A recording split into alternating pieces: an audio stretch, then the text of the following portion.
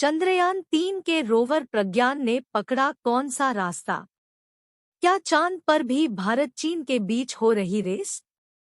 चांद पर चंद्रयान-3 का रोवर प्रज्ञान चहलकदमी कर रहा है। खास बात यह है कि चांद की सतह पर चीन का रोवर Yutu-2 पहले से ही मौजूद है। हालांकि प्रज्ञान चांद के दक्षिणी ध्रुव पर है और वहां पहली बार किसी देश के लैंडर और रोवर ने दस्तक दी है। चांद की सतह पर चहलकदमी कर रहा है अपना रोवर प्रज्ञान। चीन का रोवर Yutu-2 पहले से ही चांद की सतह पर है मौजूद। Yutu-2 तो 2019 की शुरुआत से ही चांद की सतह पर है। चंद्रयान-3 मिशन की ऐतिहासिक कामयाबी के साथ भारत चांद के दक्षिणी ध्रुव पर लैंडर और रोवर उतारने वाला दुनिया का इकलौता देश बन चुका है। इतना ही नहीं, भारत उन दो देशों में शुमार है जिसके रोवर अभी चांद की सतह पर एक्टिव है। दूसरा देश कोई और नहीं बल्कि भारत का कई मायनों में चिर प्रतिद्वंद्वी चीन है। ब्लूमबर्ग की एक रिपोर्ट के मुताबिक आने वाले दिनों में अमेरिका की 2 प्राइवेट कंपनियां भी चांद पर रोवर उतारने वाली हैं। जापान और कोरिया पहले से ही मून मिशन पर काम कर रहे हैं।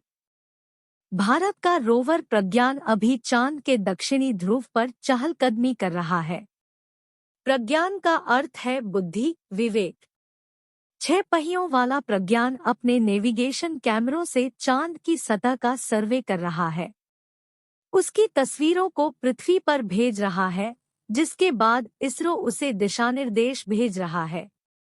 रोवर प्रज्ञान लैंडर विक्रम से बाहर निकलने के बाद कुल 500 मीटर यानी 1640 फीट का सफर तय करेगा। क्या रूस की वजह से असफल हुआ था चंद्रयान-2 मिशन? अगर सब कुछ प्लान के हिसाब से चलता रहा तो चांद की सतह पर छोटे छोटे उभार या गड्ढे प्रज्ञान के लिए कोई खास बाधा नहीं बनने चाहिए, क्योंकि रोवर सस्पेंशन मैकेनिज्म से लैस है जो 50 यानी 2 इंच ऊपर नीचे होने में सक्षम है। अंतरिक्ष विज्ञान में भारत का कद और ऊंचा हुआ। 4 साल पहले 2019 में चंद्रयान-2 के साथ गए लैंडर की क्रैश लैंडिंग से भारत को तगड़ा झटका लगा था।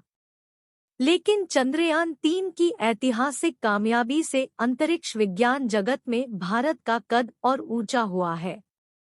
पीएम नरेंद्र मोदी भारत को स्पेस साइंस के क्षेत्र में दुनिया के शीर्ष देशों के बीच भारत को मजबूत स्थिति में देखना चाहते हैं। इस साल जून में भारत ने आर्टेमिस समझौते पर दस्तखत किया था। ये एक अमेरिका समर्थित पहल है जिसमें 24 से ज्यादा देश संयुक्त तौर पर स्पेस मिशन चलाएंगे। चांद पर चहलकदमी कर रहा प्रज्ञान, चीन का Yutu-2 वहां पहले से मौजूद। इस वक्त चांद की सतह पर भारत और चीन के रोवर चहलकदमी चल रहे हैं। चीन का रोवर Yutu-2 तो 2019 की शुरुआत से ही चांद की सतह पर है। हालांकि वह अपने टचडाउन वाली जगह से कुछ खास दूरी नहीं तय की है। चीन के रोवर के मुकाबले प्रज्ञान ज्यादा समय तक नहीं चलेगा। इसरो ने कहा है कि प्रज्ञान का मिशन लाइफ सिर्फ एक चंद्र दिवस यानी धरती के 14 दिनों के बराबर है। दूसरी तरफ Yutu-2 पिछले करीब 4 सालों से चांद की सतह पर एक्टिव है। चीन का रोव Yutu-2 अभी भी चांद की सतह पर घूम रहा है। चांद पर जब रात होती है तो उस दौरान धरती के 14 दिन रात वहां तापमान -170 डिग्री सेल्सियस से भी ज्यादा नीचे लुढ़क जाता है। इस दौरान Yutu-2 ऑफ हो जाता है यानी काम करना बंद कर देता है। चांद के बाद जब चांद पर सूर्योदय होता है तो Yutu-2 फिर से एक्टिव हो जाता है। Yutu या जेड रैबिट नाम चीन के पौराणिक खरगोश से लिया गया है। चीन की पौराणिक मान्यताओं के मुताबिक जेड रैबिट यानी जुटू चांग देवी के साथ चांद पर गया था। Yutu-2 से पहले भी 2013 में Yutu रोवर को चांद पर भेज चुका है चीन। चांद पर चीन का पहला रोवर U2 चांग 3 लैंडर के साथ दिसंबर 2013 में गया था। 6 पहियों वाला चाइनीज रोवर सौर ऊर्जा से चला था और वह 20 किलोग्राम वजनी पेलोड को ले जाने में सक्षम था। U2 धरती के 90 दिन से ज्यादा वक्त तक 3 वर्ग किलोमीटर के दायरे में अधिकतम 10 किलोमीटर की दूरी तय कर सकता था। U2 के बारे में चीन की अंतरिक्ष एजेंसी का अनुमान था कि ये चांद की सतह पर कुल मिलाकर 12 महीने यानी 1 साल तक एक्टिव रहेगा, लेकिन ये उससे भी 19 महीने ज्यादा यानी कुल 31 महीने तक एक्टिव रहा। अगस्त 2016 में उसने काम करना बंद कर दिया।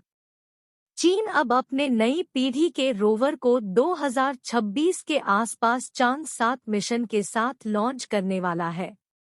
ये U2 2 से बड़ी होगा, लेकिन उसका ढांचा वही होगा।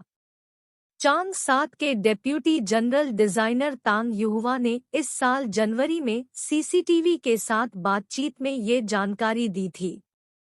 तांग ने कहा था कि अगला U2 रोवर अब के मुकाबले और ज्यादा ऑटोनोमस यानी स्वायत्त होगा। आसान शब्दों में कहें तो वह अपने रास्ते के बारे में खुद ही प्लान कर सकेगा। उसे धरती से दिशानिर्देशों की कोई खास जरूरत नहीं होगी। भारत और चीन तो चांद पर पहुंच चुके हैं, लेकिन 2 अन्य एशियाई देश जापान और दक्षिण कोरिया भी चांद की सतह पर रोवर उतारने की महत्वाकांक्षी योजना पर काम कर रहे हैं। इसके लिए दोनों ही देश अपने अपने यहाँ की दिग्गज ऑटो कंपनियों के साथ मिलकर काम कर रहे हैं। जापान टोयोटा के साथ तो दक्षिण कोरिया ह्यूंडई के साथ मिल बना रहे रोवर। दक्षिण कोरिया ने पिछले साल अपने मून मिशन की योजना का ऐलान किया था। उसके बाद इस साल अप्रैल में ह्यूंडई मोटर कंपनी ने बताया कि वह कोरिया के प्रमुख रिसर्च इंस्टीट्यूट्स के साथ साझेदारी में लूनर रोवर का प्रोटोटाइप बनाना शुरू कर दिया है।